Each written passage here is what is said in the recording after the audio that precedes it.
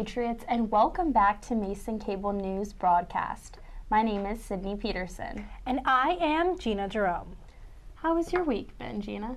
Well, thank you, Sydney, for asking. I think it's been pretty good. You know, midterms are starting, things are getting a little stressful, but I'm satisfied. How about you? Same, thanks for asking. It's been good. It was nice having Monday off, and I don't have classes on Monday, Wednesday, so the way the schedule works out, I don't have class till Thursday. So it's been a nice little break. Snaps to you, Sydney. I have so much to do on my to-do list. I've just been trying to get everything caught up. Well, I think you'll do a great job. Thank you. It's good to be back. The second presidential debate at Washington University in St. Louis wrapped up Sunday night. The debate featured ABC News' Martha Raddatz and CNN's Anderson Cooper as moderators. Coming from a string of controversies, many saw this as a final blow to the Trump campaign. However, he managed to fare better than the first debate at Hofstra University. The debate was filled with jabs back and forth and insults from both sides. Issues such as Islamophobia, the treatment of women, Clinton's email, and former President Bill Clinton's past accused sexual assault were heavily focused. The debate ended with undecided voter Ken Bone asking the candidates to name one positive thing they respect about each other. Clinton said she respected his children, which translated how well he had raised them. Trump respected Clinton's mentality of not quitting and not giving up. Issues such as Black Lives Matter, policing with communities, LGBT rights, and women's rights were not mentioned. Though Trump had a stronger performance than the previous debate 2 weeks prior, many still saw Clinton as winning the debate. Both the YouGov and CNN poll had Clinton as the victor, though in a smaller margin than the first debate. The third and final debate will be at the University of Nevada, Las Vegas, next Wednesday, October 19th at 9 p.m. Eastern Time. It will be moderated by Fox News anchor Chris Wallace. Last Thursday, on October 6th, 6 Supreme Court justices joined George Mason University and the community to formally dedicate the Antonin Scalia Law School in Arlington, Virginia. Justice Elena Kagan said the newly named law school was fitting of a remarkable judge and teacher. Justice Kagan was one of the judges that welcomed the new school name, which also included Justices Anthony Kennedy, Clarence Thomas, Stephen Breyer, Samuel Alito, and Sonia Sotomayor. The university received approximately $30 million from donors to rename the law school, with $10 million set aside for scholarships to the school. Justice Scalia was appointed to the Supreme Court of the United States by President Reagan in 1986 and died on February 13th of this year. Currently, Justice Scalia's seat is still vacant with no plans to fill until 2017 with the next administration. Are you interested in being a resident advisor for the 2017-2018 school year? Residential advisor applications and information sessions have begun. RAs live in the halls and serve as the main contact for information on all aspects of residents' life and the liaison between the students and staff. Interested candidates must go to a 1-hour information session to learn about the selection process and what the job entails. The next information session will be on Thursday, October 13th at 4 p.m. in the Hub Meeting Rooms 1 and 2. 3 more sessions will be available next week, and more than 10 sessions are running until mid-November. To find out more about these dates and times, please visit housing.gmu.edu under Student Employment. And we'll be right back with Freshman's Corner and more Mason News.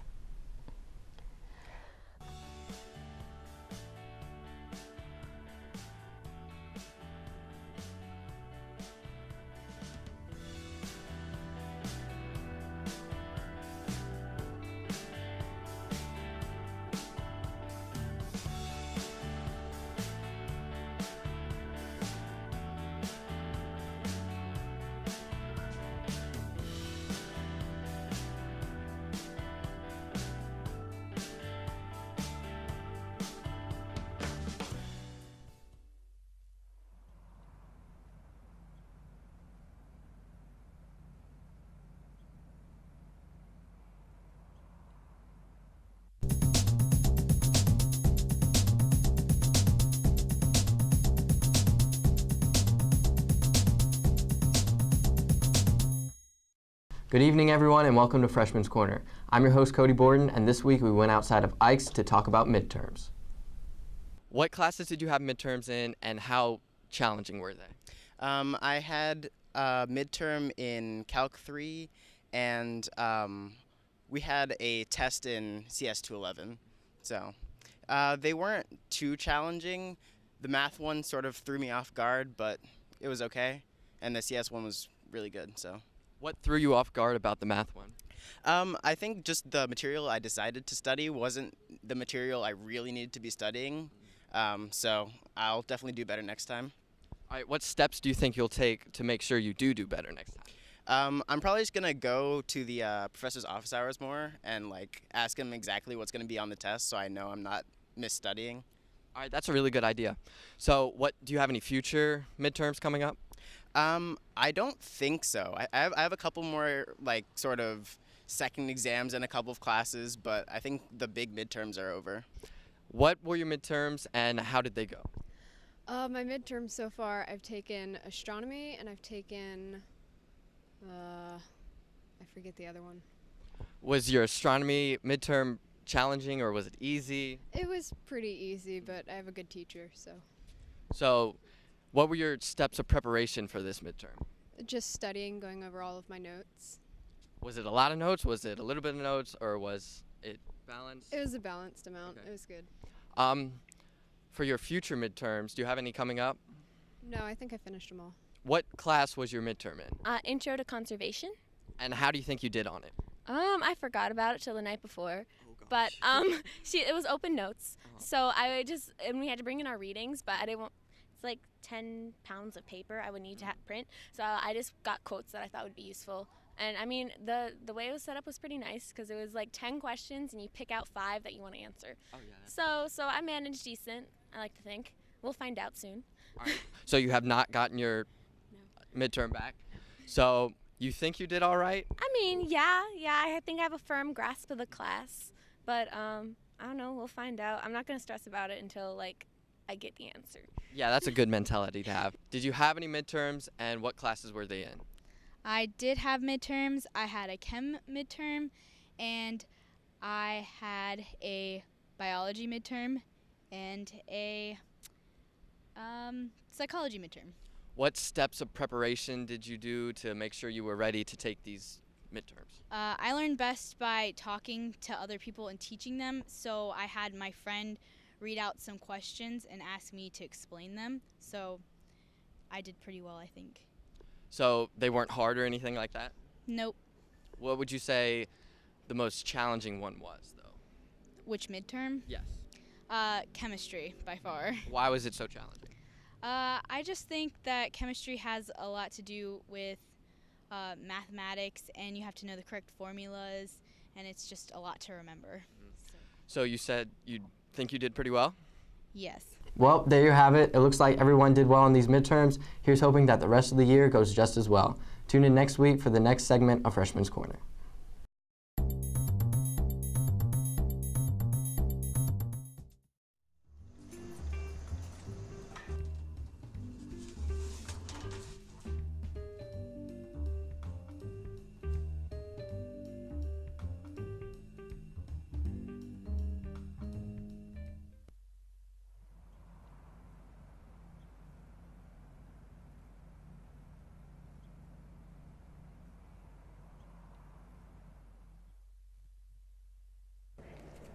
The weather is dropping and the wind is picking up. It's time to make sure you avoid the flu this season with a flu shot.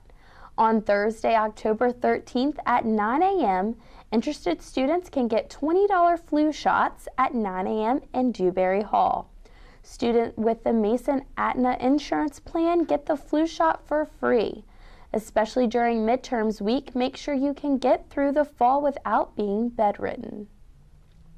As part of Mason Family Weekend, the Mason Madness basketball event is happening at Eagle Bank Arena this Friday, October 14th, between 8 and 10 p.m., with doors opening at 7:30 p.m.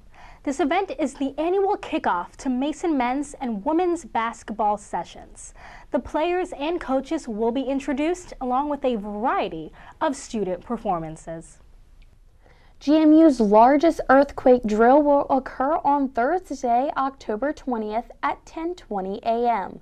This provides an opportunity for Mason to test the emergency notification system and practice safety tips should an event occur. Reminders will be sent through Mason Alert at 10 a.m.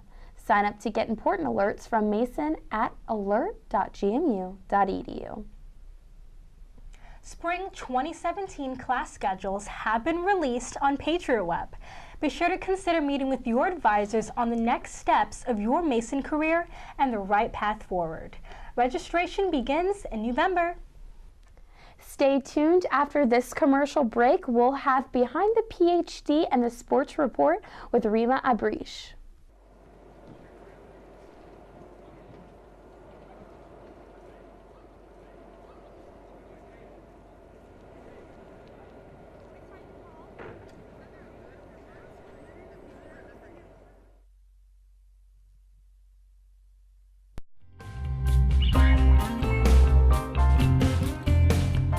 Hello everyone, I'm Zach Hamilton here with Behind the PhD on the Mason Cable Network, the show where you get to learn more about your professors before you take their classes. Let's go on to today's interview. Hello, I'm here with Dr. Wright in the Communications Department. Going to get to know her a little bit better. First off, Dr. Wright, you've been in this industry for 22 years. Yes. So what made this all start for you? How did you fall in love with this industry?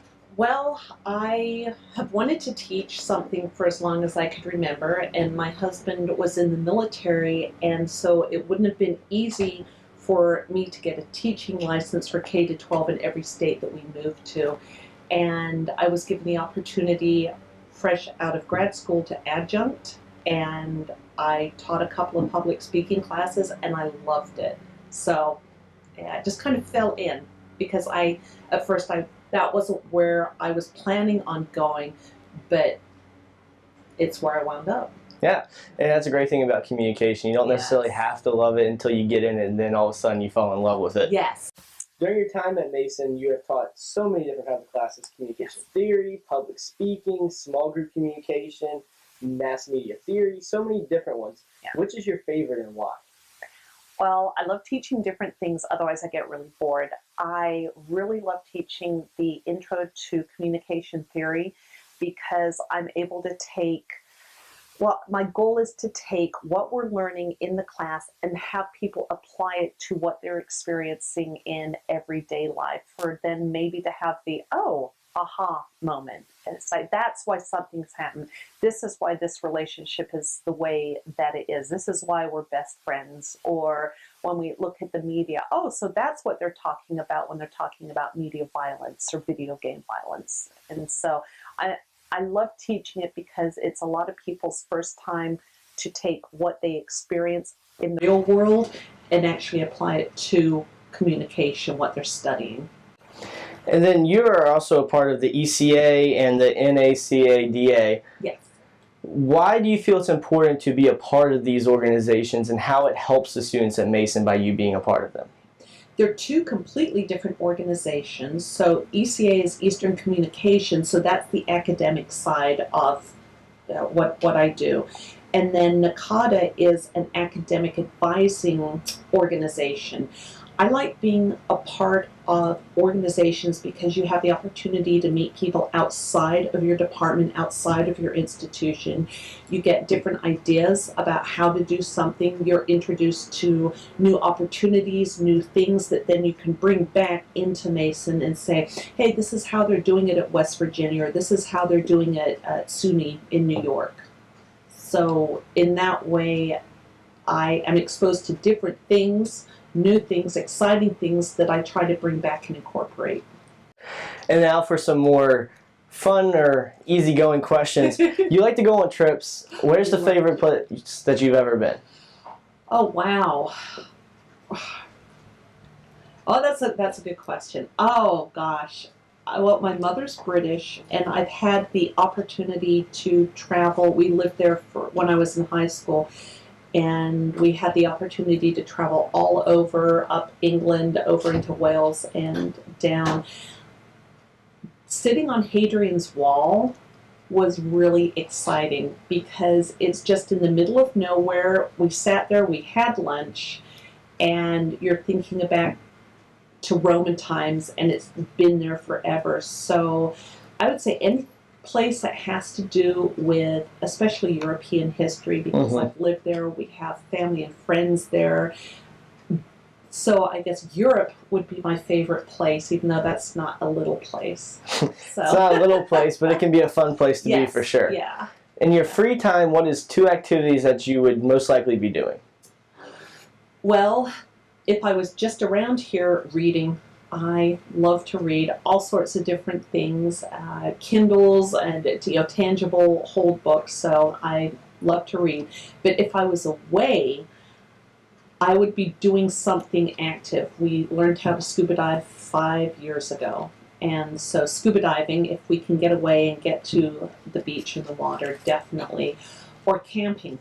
So, which I guess is 3 things. I can't count. Scuba diving is pretty cool. Yes. So yeah, that's a pretty cool thing to be underwater. Oh yeah, it's an entire another world. It's fantastic. So. Favorite local restaurant? Oh, favorite local restaurant. Right here near campus, my favorite one is probably Coyote Grill and Cantina, because you can go, I think it's from 4 to 6, and they have half off appetizers, and so little chorizo and queso and chips and salsa, so it's a nice way to end an afternoon or a day at work. So you never know, you might just see Dr. Wright over there. Probably. All right, fill in the blank. Dr. Wright has a soft spot for what? Oh, Floyd, my grandpuppy. Our daughter has a boxer, and he'll be 2 in November, actually on election day. So he lives with us now because she's going to school. And, oh, yes, he can do no wrong. He can do no wrong. He can do no wrong. He is my grandpuppy. All right, Dr. Wright, well, thank you for taking some time so all the students here at Mason can get to know you better. Absolutely. And this has been Behind the PhD with Zach Hamilton, and we'll see you next time on the Mason Cable Network.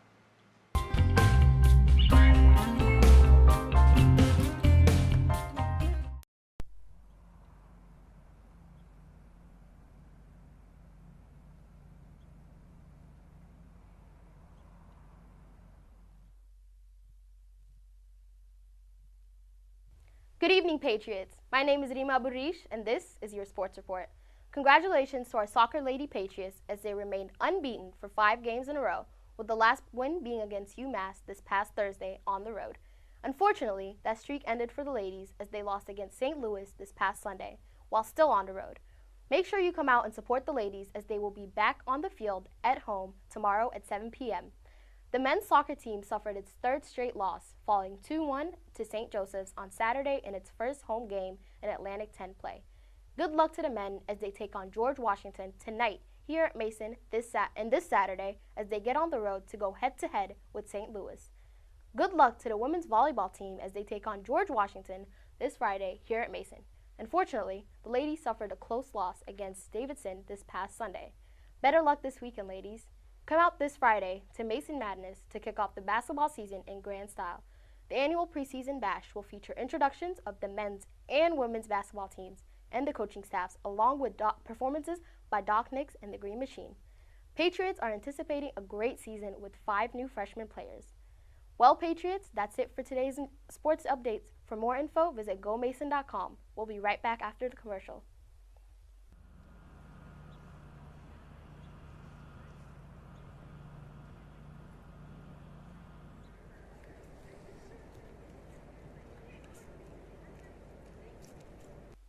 Friday afternoon, 2 days ahead of the second presidential debate, a 2005 video surfaced of Republican candidate Donald Trump talking about treatment of women and in a salacious manner, speaking into a hot mic with then Hollywood reporter Billy Bush.